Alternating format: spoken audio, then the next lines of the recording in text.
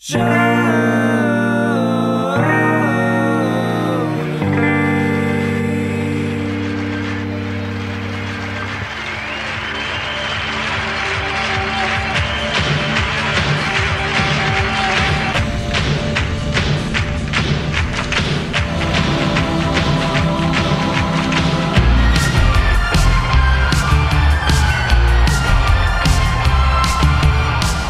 hello, everybody. Welcome to another installment of Show to Be with Mike G, the show of life, the show of Juarez, the show of El Paso, Fort Worth, politics, and Mezcal. Today's a very special interview. I've never taken the time to interview someone that I've been so close to, a beautiful DJ, an incredible mind, a brand educator for Cinco Sentidos, Miss Leslie Nava, aka Leslie Cobos. We sit down and chat about her incredible voyage, a shift from politics into agave, into moving to Oaxaca, to now educating the folks in the agave community about the amazing work of these mezcaleros y mezcaleras from Cinco Sentidos. So, without further ado, I hope you guys enjoy this great chat with Leslie Cobos.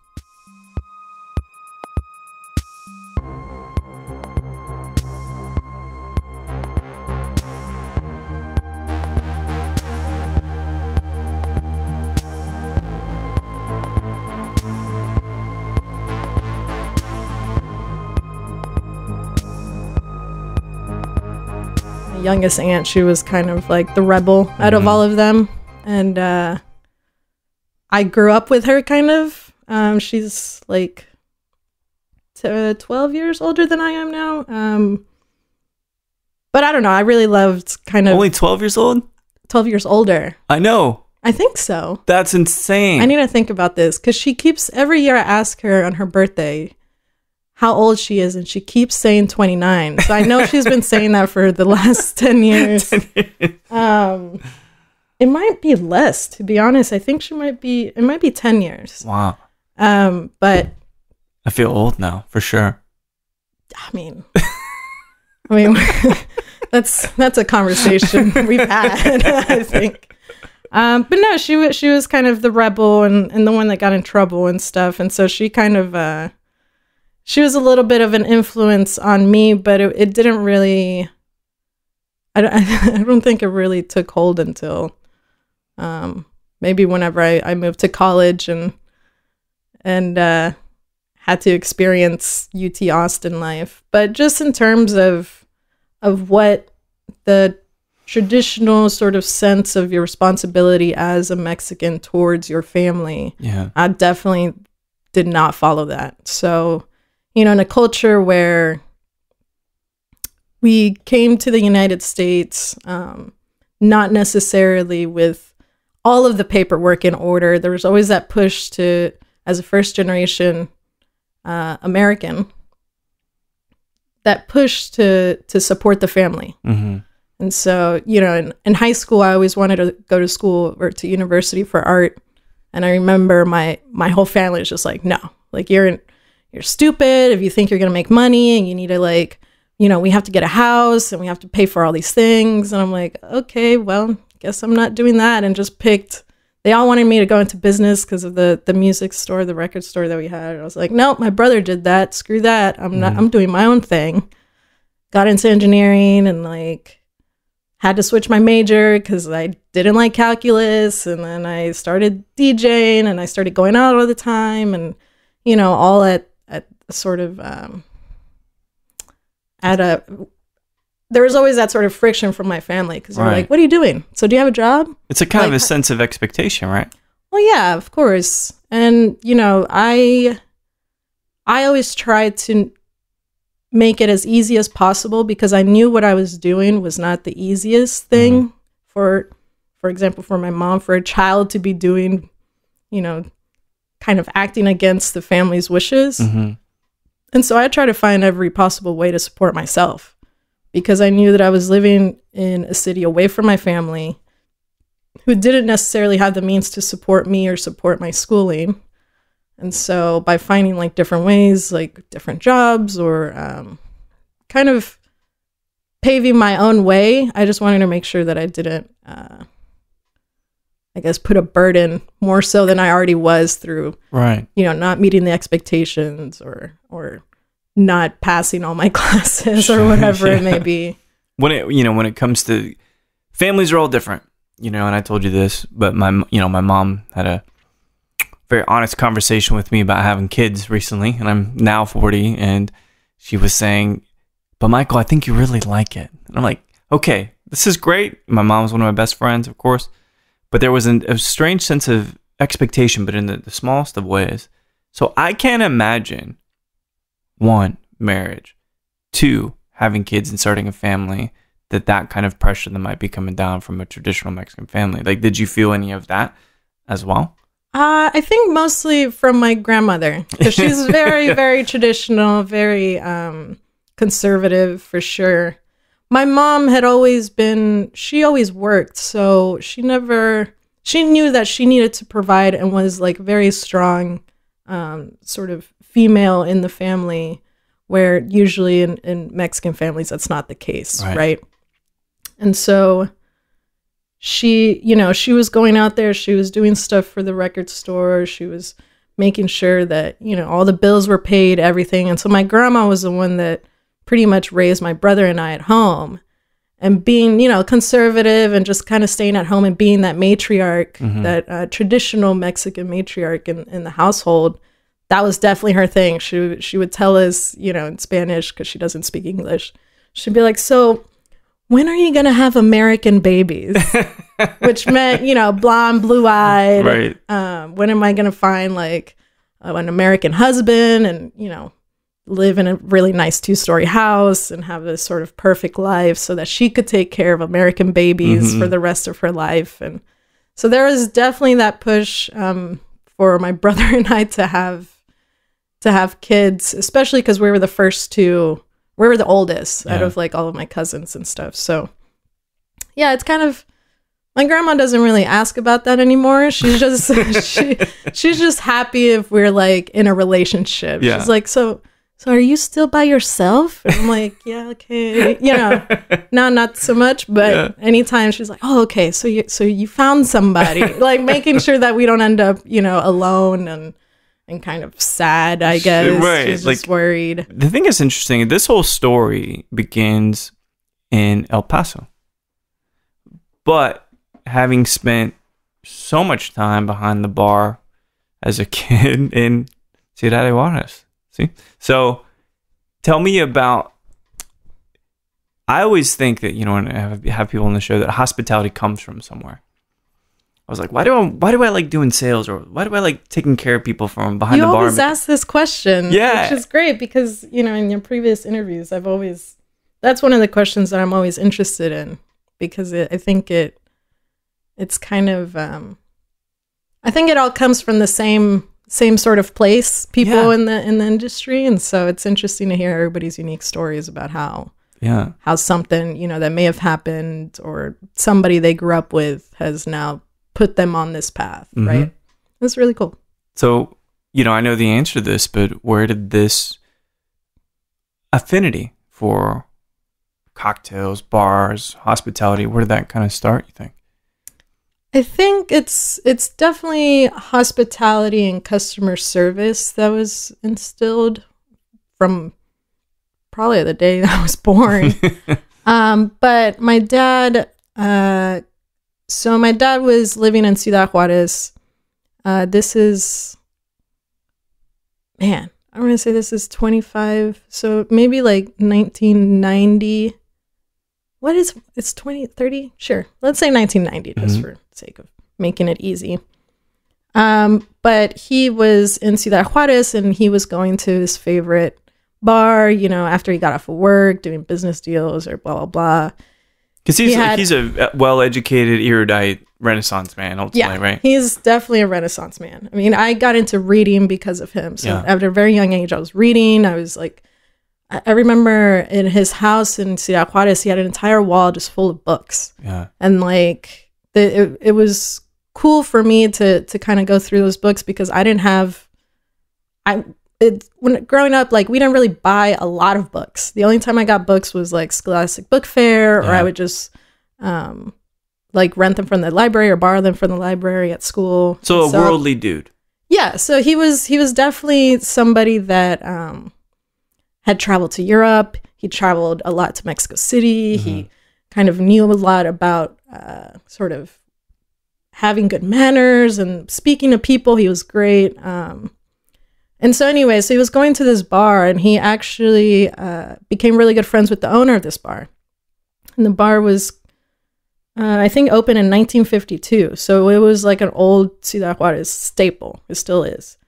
And so around like 1990, I want to say, the owner of the bar, he was a very, very old man and trusted my dad so much and was like, I will sell you this bar for bottom dollar. I just want you to have it because I know you're going to take care of it. And you're a good businessman and you're intelligent. And there's not lots of people around here that are like that necessarily. So my dad took it over, and the bar is called Club Quince. But where that comes into play is that even though I was born in El Paso at about 4, which is probably the earliest I can remember or have memories from, we moved to Fort Worth. But let's say every 3 months or so, my family would go to Ciudad Juarez. And we would stay either at my grandma's house there, or we would stay at my dad's house, my brother and I and my mom. And so I spent summer and winter breaks, whenever we had breaks from school, in Ciudad Juarez. Even though I was born in El Paso, I don't know anything about El Paso. I'm just now kind of learning more about it. But because I spent so much time there with my dad, of course, I was brought along to his, making sure he counts the money and all of his different businesses. Yeah. So I just have these memories of sitting at the bar, at about like 1 p.m. next to all the regulars that are drinking their caguamas and the bartender Chewy, who's been there for years. He came with the bar after my dad bought it. It was probably a contract where like, you got to take Chewy. Sorry. It was literally that, which is amazing. But yeah, Chewy's there. He's been wearing the same bow tie and like red vest, white t-shirt, pressed, super clean looking dude. Classic bartender look. And but yeah, and just him serving me peanuts or like sardines on a plate or like all the other weird Mexican bar food that exists. Sardines have yet to catch on, but I really want to see that. Yeah, so it's no, I mean, it's kind of weird, but I love sardines. That's like, it's weird. But yeah, so just being around that and being around my dad, who every time he walked into the bar, and still to this day, every time he walks in, he shakes the hand of every single person that's sitting there. And mind you, there's only 15 seats. Yeah. So he's going down and he knows everybody.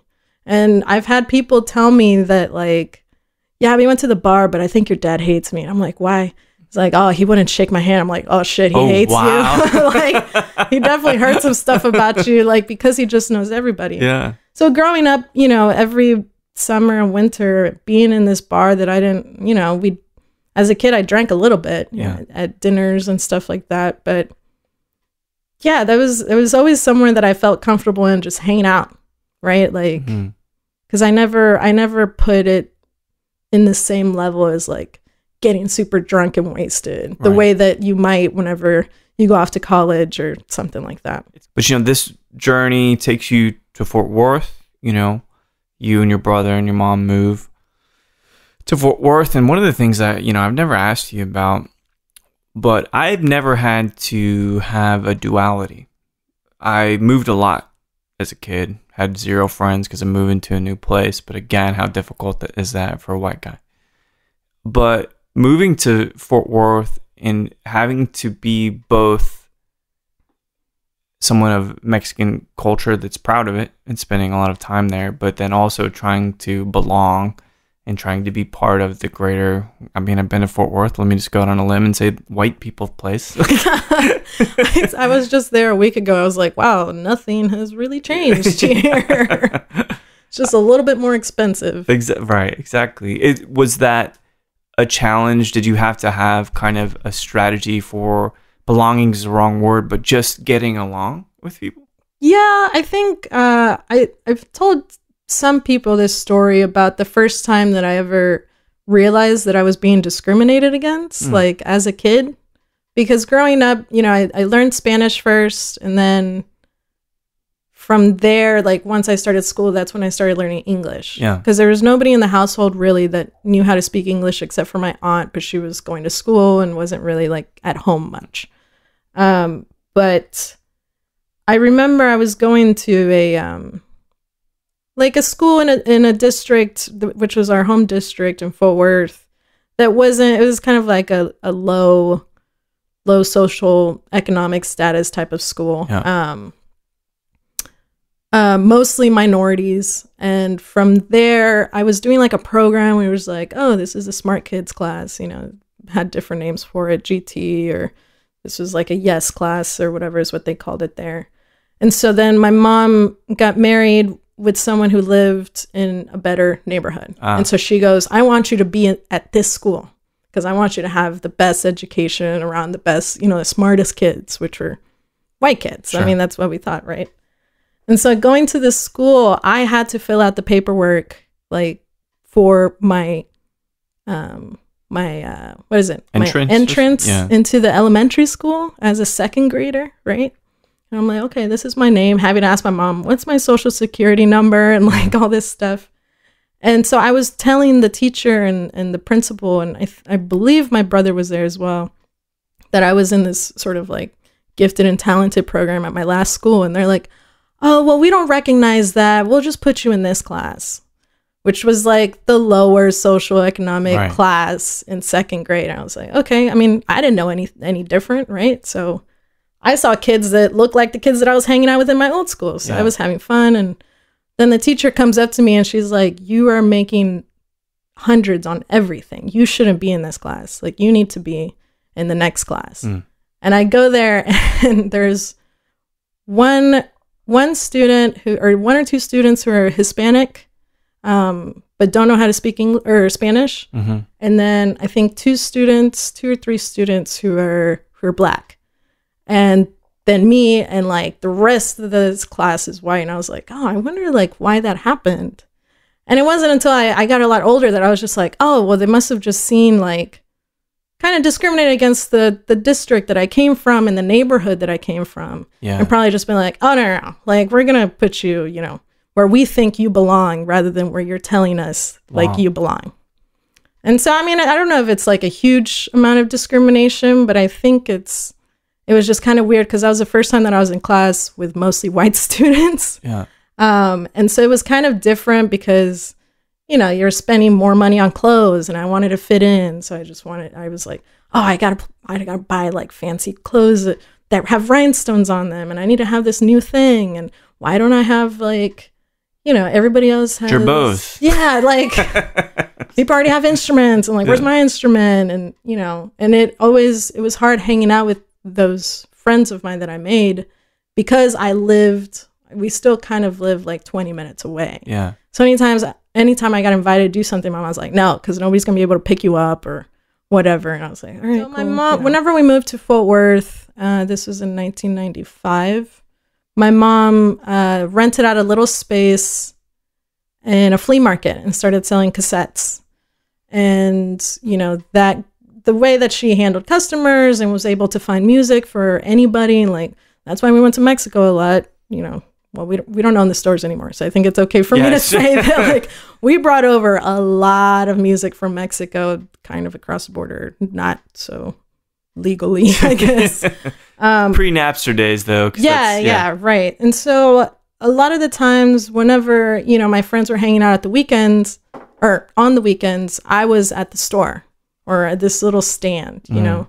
And that stand over the course of 2 years grew and grew and grew. My mom, you know, put in new shelves. We started carrying CDs. She started doing like dance competitions and, you know, people just wanted to come to that. It turned into a pretty large kind of shop and come there just because it was fun. Like she would play all the new music. She would have dance competitions where the prize was free CDs. She got hired on to MC some parties like on the other end of the flea market where they had like rodeo and stuff. So it became a pretty big deal. And so my dad came out to Fort Worth and helped my mom open a second shop that was a little bit more let's say like more modern, not so many cassette tapes, way more music quantity wise. Yeah. And from there, that was in 1997, I want to say. So I was 6. So I was spending there. If there wasn't anybody to take care of me on the weekends, I was at the flea market. Or I was at this bazaar where our second shop was, just hanging out. Or my mom would put me in the corner and be like, "Hey, make sure that guy in the jacket doesn't steal anything." And so, like, imagine some 8-year-old, like 9-year-old girl running across the super small, I mean, maybe like 400 square foot shop and just being like, "Mama está robando!" Like, he's stealing something, and like she would just chase him out the door, and it was very weird. But I spent so much time at this store that like I kind of forgot that I even had, like, I never had that sense of like I need to hang out with my friends, because there was always that responsibility of like, well, if I'm not kind of being taken care of by my other aunts who were going to church or meetings, then I was going to be at the store helping, either going and grabbing food for the family, like, or whatever. So yeah, I mean, you had a job pretty much, if you think about it. Yeah, for sure. Child labor is a real thing. Family labor makes it okay, I think, right? Right. So if it's family. But I think that, I mean, my mom was just such a big character, and she still is. But in that time, my mom was such a big character that I became very shy. But I also came to like love the music that was being played because I saw how other people reacted to it. So like the dance competitions, for example, I thought were amazing. I was like, wow, like how are they doing that? Like how are they shaking their hips? Like I don't have any. And you know, like and then break dancers would come by, and like it was really cool that it made people so happy. And so I started paying attention, and as I got older, my job was to listen to the radio for all the new hits. And then, you know, anytime my mom would go to the bathroom, I mean, this was like probably 10 years old, she would leave me by myself at the shop, and somebody would come up to me and they'd be like, "Oh, do you know how that song goes? It's like do do do do do do do do do." I'm like, "Oh, see," and then I would grab the CD because I knew who it was. Yeah. But it definitely became my job to know about music and what new music was coming out, and at the same time, I was finding out about music that I didn't know that. Now I'm looking back on it, I was like, I don't know that a 10 or 11-year-old child should have seen like Prince concert, right? Or like there's the Eagles concert, like the Hell Freezes Over concert, stuff like that my mom was also playing to, you know, promote and stuff. I was like, yeah, I learned about those guys when I was super young just because of her, and now they're some of my favorite artists, right? So I got to find out a lot about English music as well as Spanish music. Yeah. The work in politics, working for the state and stuff, was that in some way, did that spawn from how you felt as a kid coming into DFW and being like, I don't know why I'm being treated this way, probably not thinking about it like that, but like maybe equality or like sociology, things like that. I just don't know where, I'll put it simply rather, I'm not sure where that deep interest in political service and civic service comes from. I think it comes from a very naive feeling of I can make a difference, which was something that, you know, was instilled not only by the sort of American values that were being propagated in the 80s, 90s, you know, but also from the fact that, you know, America was a place to make your life better, and you had the opportunity to have the American dream. And so for me, I mean, at the time where, like, whenever I was really young, a lot of my family was undocumented.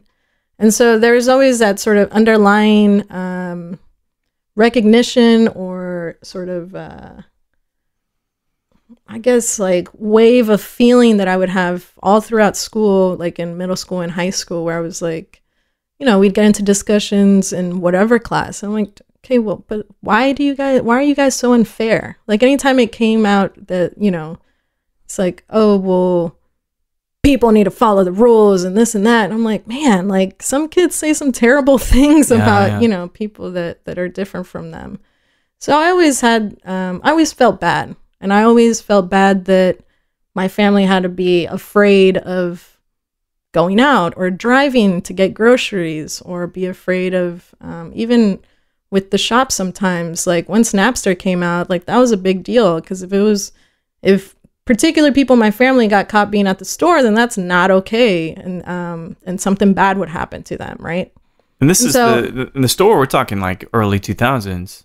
Yeah. So we would expect that things have changed in 16 years, but just hearing about someone who serves tacos outside of White Horse in Austin just getting pulled by ICE, how do you feel about what has ultimately been no change or more aggression towards immigrants? I mean, that was one of the things that happened after 9/11 too.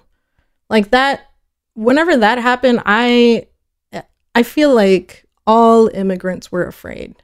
Obviously, you know, particular group more than others, rightly so, but it was that sense of like, oh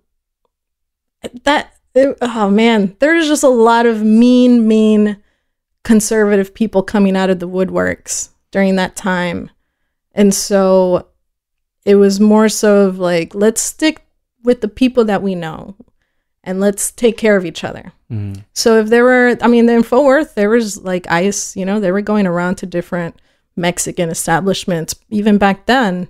And so we would have like a telegram going on where it's like, if it happened in one place, the entire like neighborhood would find out about it type of thing. Oh, no kidding. So it's like, if ICE showed up somewhere, then they would call so-and-so, which would call so-and-so. Or even if like the cops, like once Napster started coming out and they started doing like raids for bootleg CDs and all that stuff, we would hear about it from across town and be like, hey, so-and-so's checking this. And so like stores would hide all the bootleg stuff. Wow. Of course, that was like the end of our store once that started. But yeah, like it was, we became a closer, tight-knit community, but there's still the same problems going on. So whenever, I mean, to be honest, I got into politics more so because there was a new major at UT that required a semester of study abroad. And I felt like I just needed to get out. The same way that I graduated high school early from Fort Worth, to get away, and I moved to Austin. I wanted to get out of Austin and explore something different. And so that major ended up being international relations. But I had to focus on political economy, thinking like, okay, well, I understand the way that economy kind of moves. You know, money makes the world go around. So let me try to, if I still feel like I can change the world, let me try to do it in terms of money, because that's what I know through, you know, the business or through going across the border however many times, or, you know, the way bringing stuff across. It was like bringing stuff across, or, you know, just even hearing about paying people off or whatever. I was like, okay, well, this does a lot. Money does a lot more for you than, you know, prayer. Yeah. yeah, kind of, you know. Sorry, folks, but yeah. So I felt like, you know, I was like, okay, this is the right thing to do. And so once I graduated, which took way longer than it was supposed to, but again, I guess I'm a renegade in that way. So, you know, screw 4 years. I did it in 7. Haha, like. I've got more experience. Y'all can wait in anticipation. Yeah, I learned a little bit more, I think, than the rest of you. But yeah, it's once I graduated and started working at the state capitol. I was like, cool, I'm going to get into this. Like, I could see myself working for an international organization in Europe, like the UN or something, and really like make a difference. And then I started working in state politics, and I was very quickly, you know, almost what is it called? What's the word that I'm thinking of? Disenfranchised or disenchanted. Disenchanted, yeah. Exactly. Disillusioned. Yeah. So you know, I sometimes I think about it where I'm like, well, maybe if I had been born and grown up in a different state, yeah, then things would have turned out differently as far as like my political career, I guess. Was there, so everyone's got a moment where it crossed their mind, they start a business because something doesn't work, leaving politics, of which you spent 7 years getting a degree for and everything. What was the moment where like, yeah, dude, no more, I can't do this anymore? So I worked at the state capitol for 4 years, and I worked at the Attorney General's office for 2 years. And at the state capitol, I remember during one of the sessions, I was standing in on a finance committee, and it was a pretty tough one. I forget exactly what they were talking about, but I remember at the end of the committee, the room clears out. You know, people are testified for or against a certain bill, and the senators did their, you know, posturing or whatever they do. Mm-hmm. And as the room emptied out, there was a Democratic state senator and a Republican state senator. And I remember the Democrat like looked over and was like, all right, but really, what are we going to do about this? Like, what can we work out? And I was just like, I look over, I was like, what? Like, is this, I mean, it was just, I was like, oh, like, why can't y'all do this in front of the public? Right. Like these deals that you guys are making behind closed doors because, you know, I scratch your back, you scratch mine or whatever. And you guys are kind of like attacking each other, not attacking in, you know, the way that attacking is now, but this was in like 2015, I guess. And I was like, man, like you guys could be working together this whole time. You guys could be working together to just do the best you can for everyone, for the entire state of Texas. But instead, you're trying to cover your own butt or whatever. And, you know, you're going to be like making concessions only because you have to take this stance for sort of Optics, exactly. And so that was the first time that I actually seen it in person. And it was in an empty room with just 2 senators left and like a couple of, you know, staff members. And the guy was like, yeah, so what are we going to do? Like, okay, what do you need? And I was like, what the fuck? Sorry. Shit. Yeah. But after that, I was just like, we can okay. clearly swear on here. Okay. Just for the record. So yeah, I was just like, what the fuck? Like, you know, it was very discouraging. Sure. Discouraging, sorry. And so after that, I said, okay, you know what? If I want to do some good working for the state, then maybe I want to go to law school. I was like, maybe I want to be a prosecutor because at least those guys put the bad people away. Yeah. So that's when I started working at the Attorney General's office and working for the Criminal Prosecutions Division, which was some pretty heavy stuff.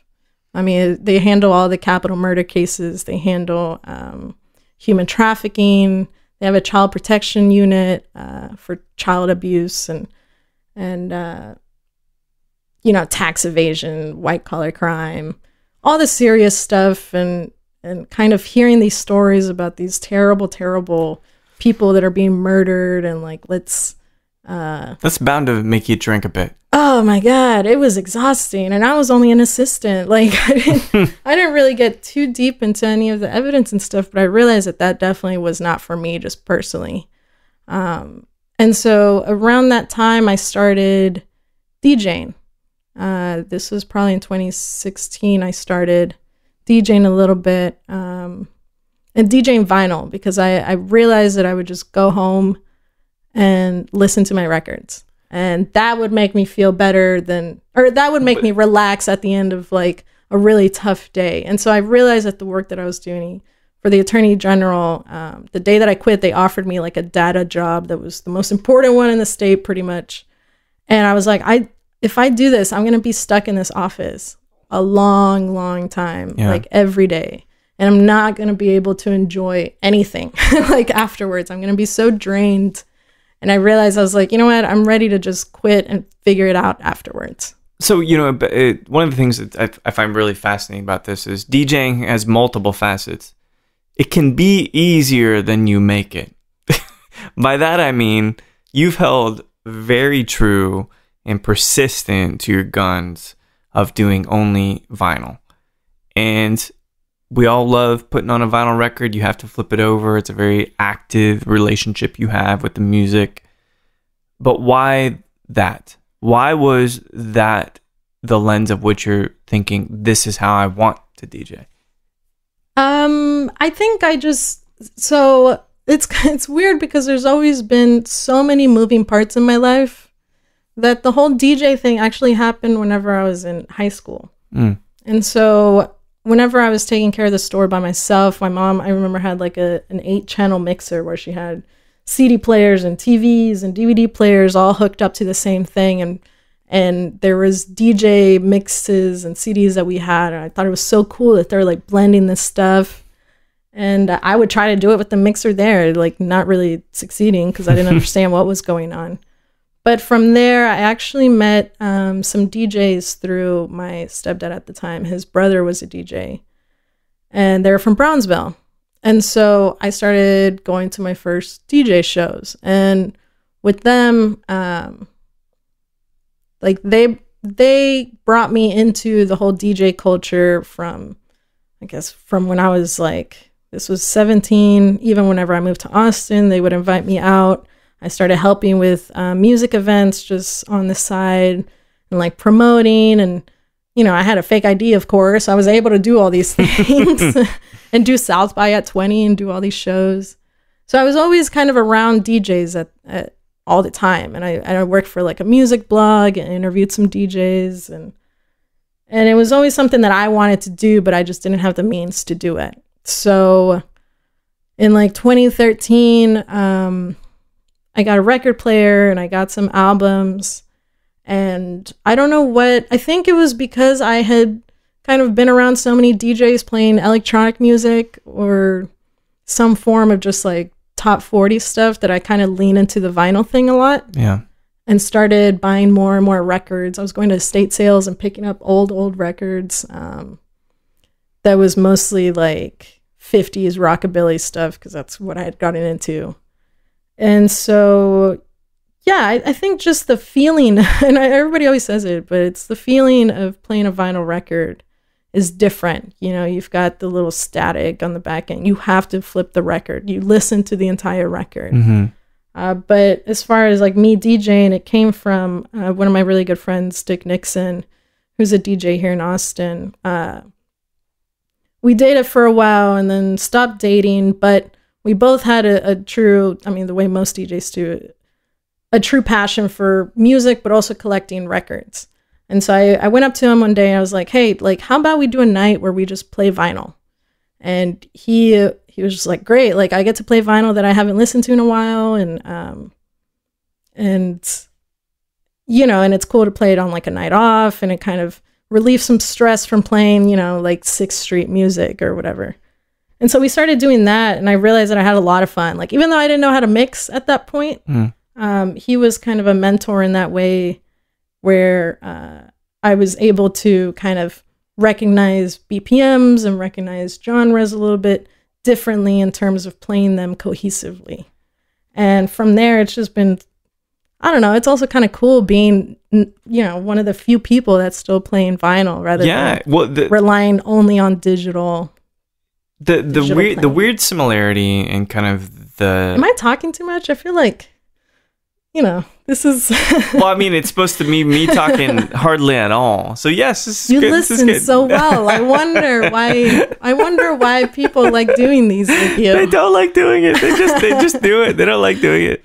But one of the things I think that there's this organic, guttural, natural connection to the sound waves that is so analogous and so similar to Mezcal. So when I met you, although not working at Las Perlas, you were working at Las Perlas at the time, which despite its faults is still a mezcaleria in Austin. They've got bottles, and it was a good experience for you. How did you feel about working behind that bar, which was really like a launching point for you into the world of Mezcal? Well, it's kind of funny. What a wonderful segue that we met at 7 Grand. I was yeah. I was an employee at Las Perlas, but we met at 7 Grand, and I was DJing a Ardbeg party at 7 Grand when we met. So I was doing both, right? And I was absolutely, yeah. But no, Las Perlas, whenever I quit the Attorney General's office, I actually went to Las Perlas that evening. Like the day that I put in I think I put in like a month notice. Mm-hmm. I went to Las Perlas, and I'd been there a couple times, so I had kind of, you know, became friends with the people behind the bar. And I remember talking to Thomas, who was the bar manager at the time of Las Perlas. And actually, I remember going to 7 Gram first. Yeah. I was like, oh, I love whiskey. And then they made the mistake of telling me that they were opening up a Mezcal bar next door. I was like, oh, shit. Like, sorry, guys. See yeah, you later. I was like, I was talking to Jeremy Campbell. I remember the exact moment where I was like, wow, you're never going to see me again. Because he's the one that told me. So I started going to Las Perlas just by myself and picking out 1 or 2 pours of Mezcal just to try. So I was like, let me try this one. Let me try this one without really knowing too much, but just kind of exploring it on my own.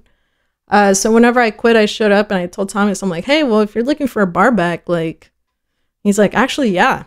He's like, I think you've tried more bottles on the wall than some of the people that work here. I was like, dude, let's do it. He's like, all right, let's do it. I'm like, well, let's do it. And I'm like, what do I do? He's like, well, apply. And I was like, how do I apply? And so whatever, it ended up working out. Did the interview and working behind a bar for the first time since like, it was weird because I thought about Chewy. Of course. Yeah. Well, because it's in your blood. Right. So it was kind of funny. I was very, very enthusiastic about the job. And I was very happy that I was working there. And I was wanting to learn as much as possible. And at the time, the spirit guide was Rashid, who I had met at Half Step because I used to live on Rainy Street. And that was like the local bar that I would go to.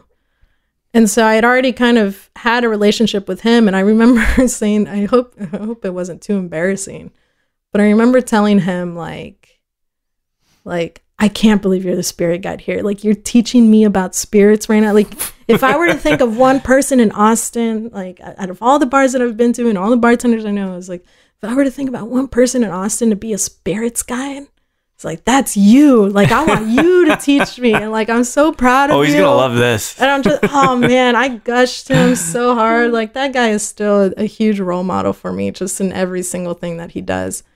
And I really respected having him be the spirits guide whenever I started. I don't think he was there for much longer after I had started, but just that first step where I was like, okay, cool, I'm learning all these things. And I've always been somebody that works hard at whatever job that I have. So I really enjoyed working at Las Perlas. And the one thing that I wanted to accomplish was to taste everything on the wall. Yeah. And if that meant that I was spending my own money to do it or like staying after my shift or whatever. Education worth paying for, right? Absolutely. That was probably more worth it to me than the 7 years I spent in college. Yeah. Obviously because of the use that I had, I guess, at the time. But yeah, it was something that really opened my eyes to Mezcal and really kind of convinced me that I was doing the right thing. So, in that quitting the regular 9 to 5 and trying to just do something that made me happy. So another introduction occurs sometime after with our mutual friend, Mr. Jason Paul Cox. I remember he was here in this room, his first trip to Austin, I believe, and we hung out a bit, and then you guys introduced each other, and the rest is history. You... in April, let me be the historian here, right? So you in April of 2019, I think that's right, decide, you know what? This voyage of Mezcal is going to take me to Oaxaca. How difficult was that jump and that leap to say, I'm going to move to Oaxaca. I'm going to study and study. It was, it was surprisingly, I mean, it was kind of like,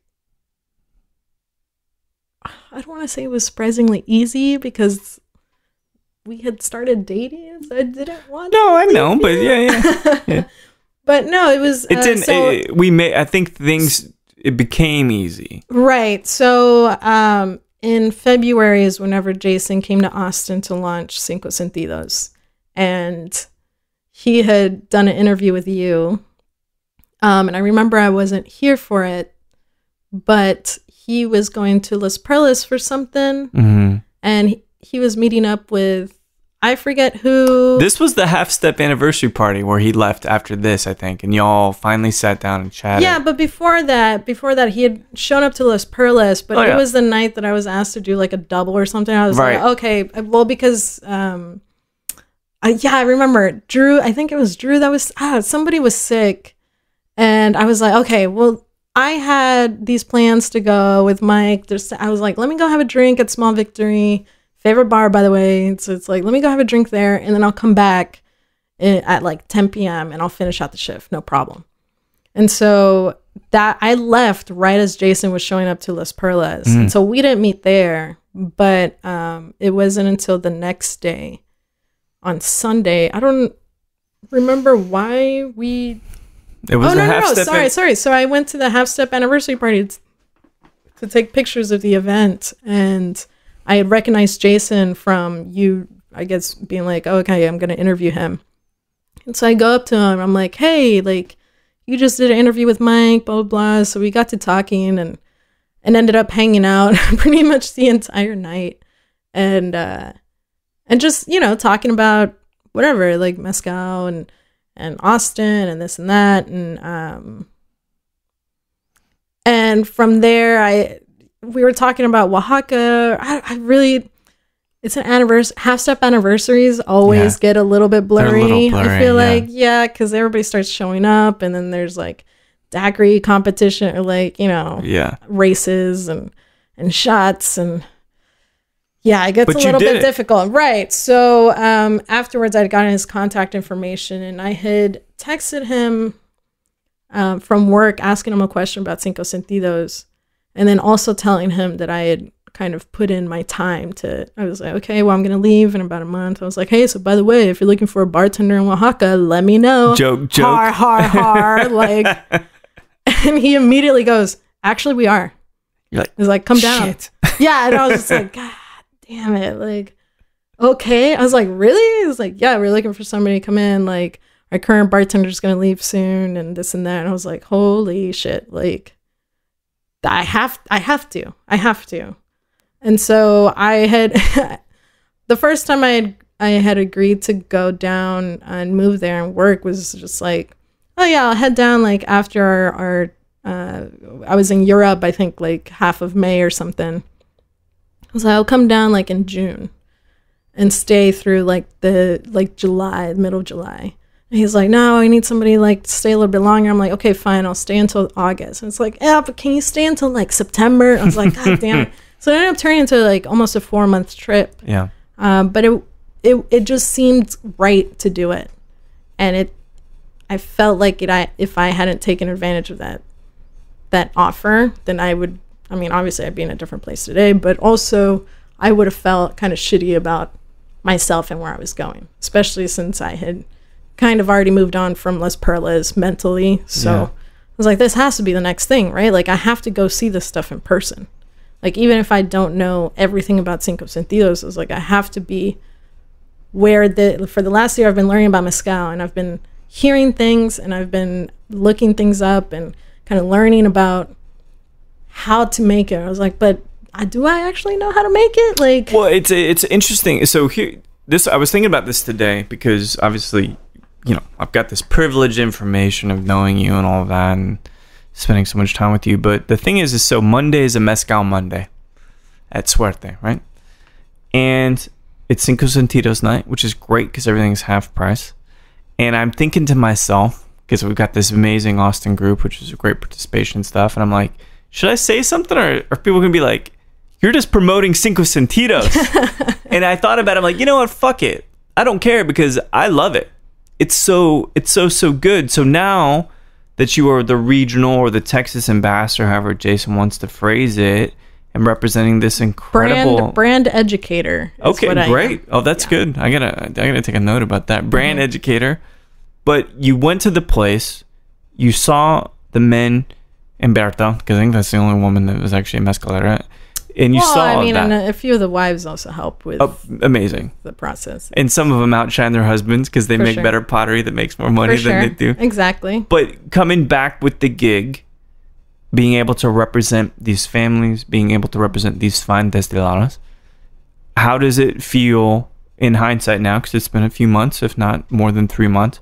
You got the gig, you didn't anticipate it, and you now get to stand in front of strangers who love your product before you even show up. How does that feel? It's so easy. It makes my job so easy. No, it's crazy because whenever Cinco Sentidos had launched in Texas and I tried it, I immediately thought, I was like, this is special. I have never tasted a Sierra Negra that tastes like this. Yeah. I have never tasted a Tobla that was impressive. I remember this is how we freaking met. Now I remember Jason and I met at Austin Shaker. He was doing a tasting. Oh, no kidding. Before the half step. Oh, that's thing. right. Yeah. So I'm like over here being all cool and like sniffing and whatever. But I remember just thinking, I was like, I've never tasted these varietals of agave. I've never picked up these sort of flavors from this ever. And so I knew it was something special. And I knew going down there, the first palenque that I visited was Delfino, which is what we're drinking right now, the Sol Episodio from Puebla. That was the first palenque that Jason took me to. I was like, oh man, this is crazy. Like, it's delicious. And, from here it's only up from here because of all the producers that I went to go visit. So now that I'm able to come back and talk to people about it, but also whenever people hear about me being the sort of representative for the brand, they're like, oh my God, how did you get a job like that? And I was like, I don't know. I was like, I guess you got to put in your dues or something, right? Well, and you say that like all casually, and I'm like, yeah, you got to put in months of work working at the restaurant where they serve this stuff and they built the brand for. Yeah. Which is not easy work. Maybe it was in the time, but overall, in terms of the journey, it's not an easy thing to do. But something that I wanted to ask you, because we talk about agave a lot, having the pleasure of teaching with you and stuff, is you've seen it done. You've smelled it. You've slept on cots. You've played basketball with these guys, et cetera, et cetera. And given that agave is growing so much, and Cinco Sentidos is still playing those amazing songs in a garage, to use a metaphor, how do you feel about big mezcal? Knowing that it's very different. The people are different. The process, the cost is different. How do you feel about that? I think this is a conversation that we've been having more so recently. But now that you asked me that question on whether I was sort of the renegade of the family or whatever, the rebel, I'm kind of connecting it now to Cinco Sentidos in a way where I'm like, man, because whenever I got back from Oaxaca, I was just like, I felt like I was just ready to just like talk shit to people and just be like, but you're not doing small batches and blah, blah, blah, and this and that. I mean, all the things that make Cinco Sentidos great, right? Like uncertified mezcal. So you're not having to kind of control every single part of the process. Fuck the government, right? I mean, there come you on. Go. I was already in that mindset where I was just like, oh man, like, fuck regulations, fuck this, and blah, blah, blah, and like, let's do it old school. It's all like, optics. It's all to the people, and blah, blah, blah. I was like, who cares, about this thing and money and whatever. I was like, let's, well, I was just kind of feeling a little bit rebellious, I guess, in that sort of way. So whenever I got back, having such an amazing time at Techo, which is a rooftop bar of El Destilado, and being able to take control of the menu and create my own drinks and having that freedom after being in a really sort of, let's say, more commercial bar, I guess, high volume-ish bar, was amazing. And so I came back with this energy like, well, we got, whatever, like, let's start guerrilla style and like everything about mezcal and but now, I've kind of chilled out a little bit. And the one thing that I've realized is that I will never learn as much about mezcal as I will being in Oaxaca or being in a palenque.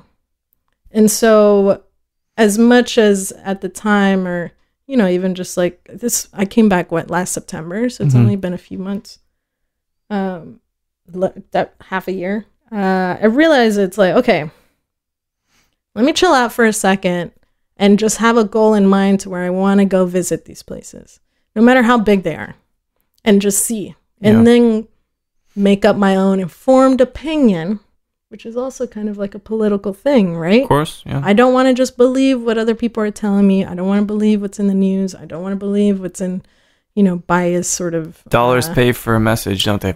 They do, and that's one thing that I realized working at Las Perlas, having such brand-centric information coming through that bar, which is not necessarily a bad thing, but it is very sort of, it's one side of the conversation. It's the lens is paid for sure. And so having that, and then having that experience of seeing and hearing stories from people that live in these towns, I'm just like, okay, well then the only real way to learn is by being there. And so rather than being that sort of rebellious, like fuck the establishment kind of kid whenever I had gotten back, now I just want to be like, you know what? Let me figure it out for myself, and like let me create my own opinions based off of the information I'm able to gather from visits. And so whether that be visiting, you know, Viejo Indecente, which I've driven past it a couple times, and it looks super industrial kind of from the outside. Sure. But or any sort of Del Maguey Palenque, if you know we ever have the opportunity, or even Oaxaca or whatever other brands. You know, there's always a sort of tension anyways between people that ask too many questions, especially in Mexico. Yeah. So I want to be able to go and have that freedom to try to get this information and try to learn as much as possible in the most open way possible. I don't want to just go in with a bias and be like, all right, well, let me make sure this is true, or let me make sure this must be bullshit, so let me go see it. I don't think that's the right attitude to have. Are you optimistic? So I have a few more questions for you, one of which is, things may seem bleak given sustainability, but we're not talking about wood, we're not talking about all these other things. But overall, at the end of the day, you kick back, you drink a mezcal. Are you relatively optimistic that great producers and great product will still come to us and will still be produced with the same level of quality that it has been? I'm still stuck thinking about Texas politics. So I'm like, no, it's the worst. No, but yeah, I think so. I think in terms of things that are tangible, the quality speaks for itself. And so mezcal or destilados de agave made by certain people will be recognized at the end of the day. And that's what I've noticed working for Cinco Sentidos is no matter what, like, people have a respect for that brand because of the quality of the brand. Yeah. And it feels good because that means that I can go, like, whenever I had first tried Cinco Sentidos, my favorite was the Biquish Madre Quiche by Atenogenes.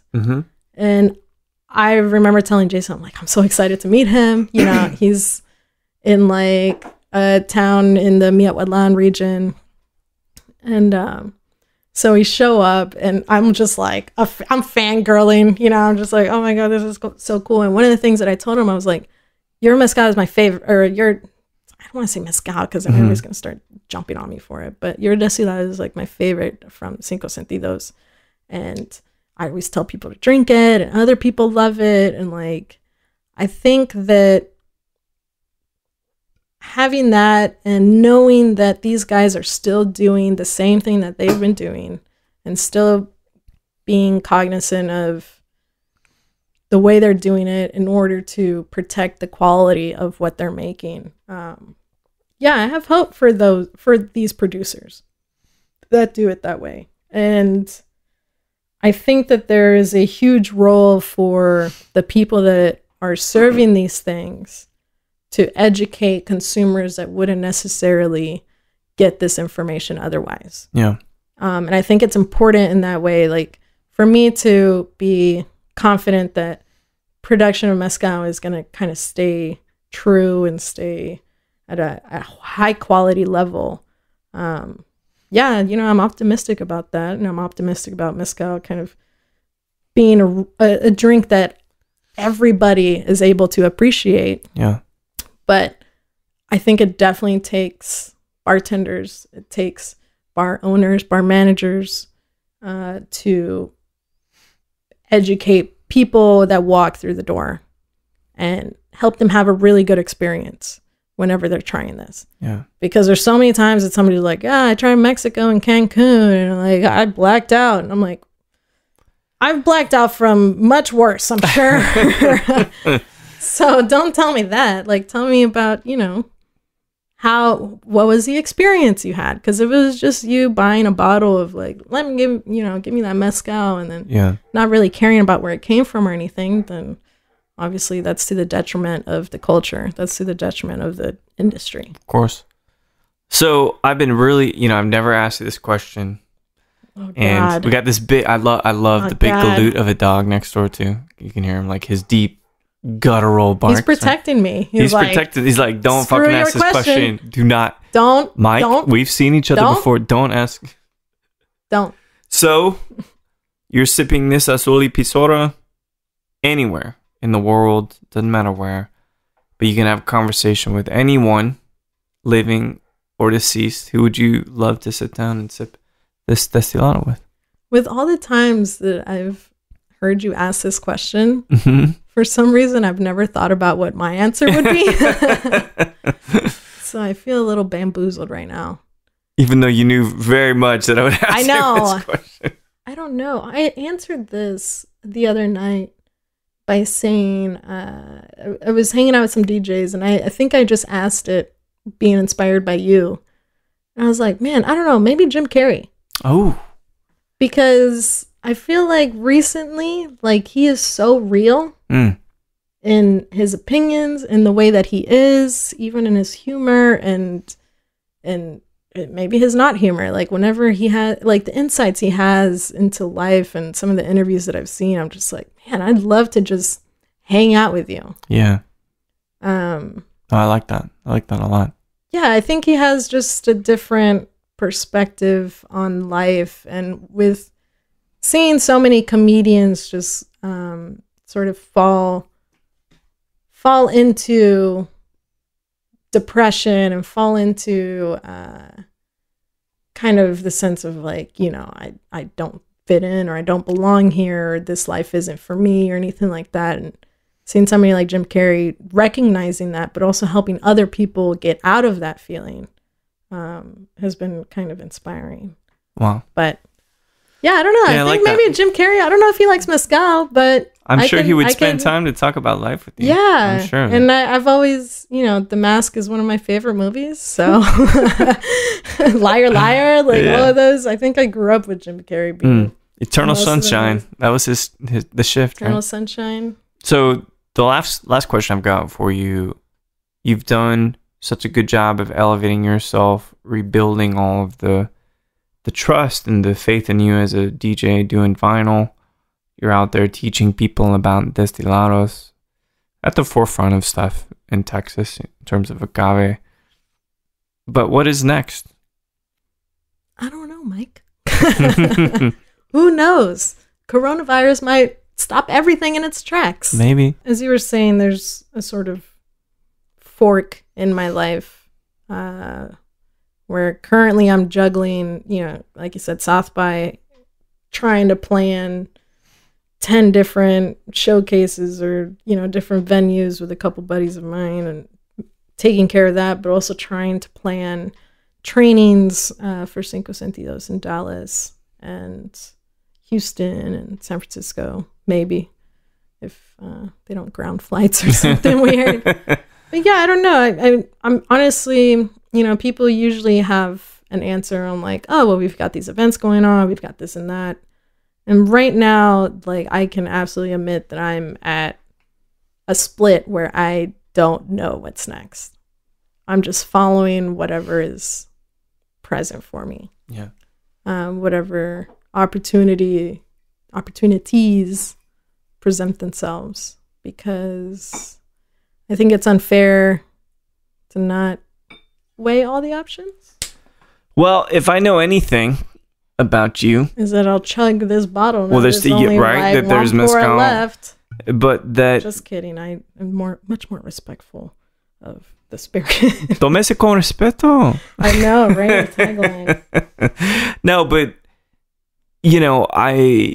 I've never sat down and interviewed someone that I know as well as you, and Well, I then you didn't know what what's to next. ask. You probably know what's next better than I do. Of course I don't. No, I mean, there's wishes, right? I want to go back to Oaxaca. I want to go. What's inevitability? Explore more. I want to go to Michoacan. I want to go to Chiapas. I mean, I'm assuming that I can go to these places as easily, but I just want to learn.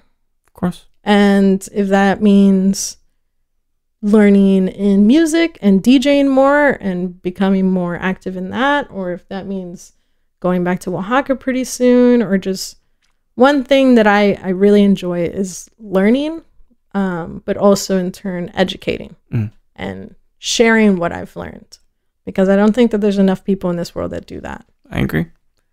And so I'm going to end it on this last bit, because I have loved Mezcal for years, but not to the degree of making sure I can speak the language and practice that with you, and dedicating time to going to Juarez with you.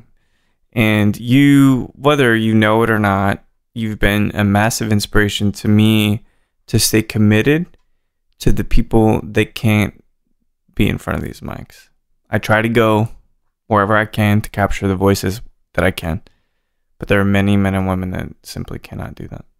So you remain an inspiration to me to keep following that pursuit and keep along on that journey. So we made it happen. Yeah. Salud. Well, and thank you so much for even doing that interview with Armando. Yeah, that's because great. I think that those that are able don't necessarily do enough. And documenting conversations with people that, especially in Mexico, that nobody would hear from or of otherwise, is something that's super important. And I think something that's very much appreciated, because Mexican people like to be appreciated for their hard work. We're some of the hardest workers around. So I've been told. Yeah. So, well, it's been brilliant chatting with you. We get to do this all the time, but it's always a pleasure to learn more about you. So, salud. Salud. And Leslie, mi amor, thank you so much. And talk soon, yeah? Yeah. Thanks. So there we have it, Miss Leslie Cobos, the moonlighting queen herself.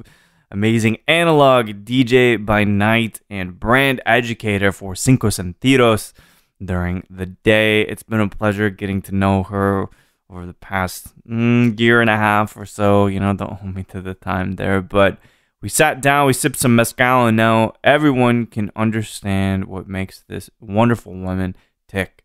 So Leslie, thank you so much for sitting down with me and getting to sip some amazing mezcal and chat about your life. So thanks everybody for listening to Show to V with Mike G. No matter what you're going to be doing during non-South by Southwest week that just began, or if you're thinking, I really am starting to like James Bader a lot. He was great in the 80s, but look at him now. Please keep dancing.